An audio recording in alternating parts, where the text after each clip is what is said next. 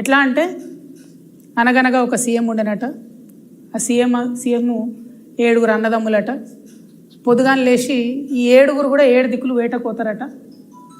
ఎవరికి ఎక్కువ ఎక్కడ భూములు కనబడితే ఆ రోజు సాయంత్రం వచ్చి మళ్ళీ కూర్చొని ఇగో నేను గిడ 500 కబ్జా పెట్టినా, నువ్వు గిడ 200 కబ్జా పెట్టినావు అని ఇలా మొత్తం రేవంత్ రెడ్డి గారి 7 బ్రదర్స్ 7 దిక్కులలో ఉన్న మొత్తం భూమాతను కూడా చెరబడుతున్న పరిస్థితి. రేవంత్ రెడ్డి గారిని వారి యొక్క రౌడీ ముఠాని, ఈయనకు బాగా రియల్ ఎస్టేట్ తెలిసి ఏదో రియల్ ఎస్టేట్ ఉద్ధరిస్తాడంటే పొద్దుగాలు లేచిన దగ్గర నుంచి భూమిని దొంగతనం చేయడం తప్పితే రేవంత్ రెడ్డి గారు చేస్తున్నది ఇంకోట్లేదు. పేదవాళ్ళ దగ్గర గుంజుకోవాలి, దాన్ని పెద్దవాళ్ళకి ఇవ్వాలి. అందుకే చెప్తా ఉన్నా, ఇది రేవంత్ రాక్షస రాజ్యం నడుస్తుంది తెలంగాణలో. RRR నడుస్తుంది తెలంగాణలో. RRR పాలన, రేవంత్ రాక్షస రాజ్యం నడుస్తుంది. ఇంకా కామెడీ ఏంటంటే మనకు పాతకాలంలో అడ్వర్టైజ్మెంట్లు వస్తుండే, సబ్బు కొంటే అగ్గిపెట్టె ఫ్రీ అని, buy 1 get 1 ఫ్రీ అని. అట్లా ఒక రేవంత్ రెడ్డి కోటేస్తే 7 అన్నదమ్ములు ఫ్రీ మనకు, కుటుంబ సభ్యులు ఫ్రీ మనకు, ఓటుకు నెట్టు కేసులో ఉన్న ఉదయ్ రెడ్డి ఫ్రీ మనకు, వేం నరేందర్ రెడ్డి ఫ్రీ మనకు, పొంగులేటి కోటేస్తే కొడుకు ఫ్రీ, శ్రీధర్ బాబు కోటేస్తే తమ్ముడు ఫ్రీ, బట్టి కోటేస్తే వాళ్ళ కుటుంబ సభ్యులు ఫ్రీ. ఏంది ఇంతమంది రాజ్యాంగేతర శక్తులు, 200 మంది ముఠా నడుస్తుంది పరిపాలన. నేను బాధతో చెప్తా ఉన్నా ఈ విషయం. ఓ పేద దళితుడు ఉంటే, పేద బీసీలు ఉంటే వాళ్ళకి ఎప్పుడో నిజామో ఇందిరమ్మనో ఇచ్చినటువంటి ల్యాండ్ని ఇలా రాబందుల్లా లాక్కుంటున్నారు. 30,000 ఎకరాలు అసైన్డ్ ల్యాండ్ దాదాపుగా లాక్కున్నారు రేవంత్ రెడ్డి గారు.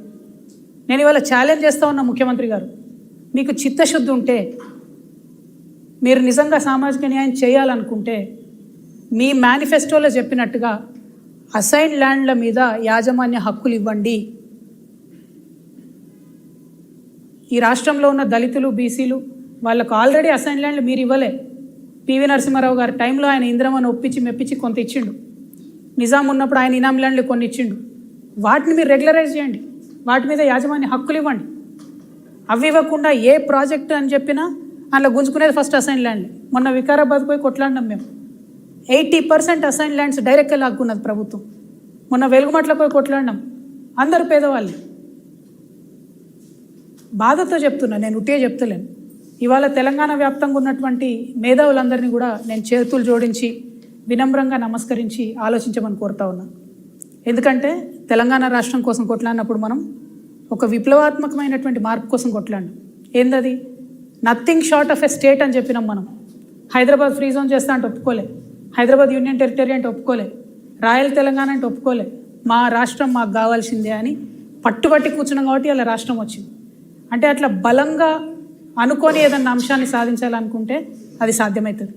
ఇవాళ ఈ రాష్ట్రంలో సామాజిక న్యాయం జరగాలంటే, ఒక లెవెల్ ప్లేయింగ్ ఫీల్డ్ అందరికీ ఉండాలంటే ఈ రాష్ట్రంలో ఉన్న మేధావి వర్గాన్ని అంతా కూడా ఆలోచించమని నేను కోరుతా ఉన్నా. మరొక్క మారు ఈ రాష్ట్రంలో భూ పంపిణీ జరగాల్సిందే. భూమి లేని ప్రతి పేద కుటుంబానికి భూమి దక్కాల్సిందే. దానికి ఇనిషియేటివ్ తీసుకోవాల్సిందే. నేను మరొక్క మారు మేధావి వర్గాన్ని అంతా కూడా వినమ్రంగా చేతులు జోడించి చెప్తా ఉన్నా. ఈ రేవంత్ రెడ్డి గారికి, రియల్ ఎస్టేట్ వ్యాపారం చేసే రేవంత్ రెడ్డి గారికి భూమి అంటే ఆయనకు ఒక ట్రాన్సాక్షన్ కావచ్చు, కానీ నా పేద బీసీ ఇంటి ఆడబిడ్డకు భూమి అంటే ఒక ఇమోషన్. నా పేద దళితులకు భూమి అంటే ఒక ఇమోషన్. నా ఆదివాసీలకు భూమి అంటే పంచ ప్రాణం. వదిలిపెట్టి ఉండలేరు, అడవిని వదిలిపెట్టి, భూమిని వదిలిపెట్టి. ఆ విషయం అర్థమవుతలేదు రేవంత్ రెడ్డి గారికి. మానవత్వం అన్నది పరిపాలనలో లోపించింది. అందుకే నేను బలంగా నమ్ముతా ఉన్నా, భూమి పంపిణీ జరగాల్సిందే. తెలంగాణ రక్షణ సేన అధికారంలోకి వస్తే ఖచ్చితంగా భూమి లేని ప్రతి పేద ఇంటికి కూడా కుటుంబానికి 1 ఎకరం చొప్పున మేము భూలక్ష్మి పథకం పేరుతోని భూ పంపిణీ చేయడం జరుగుతుంది. I appeal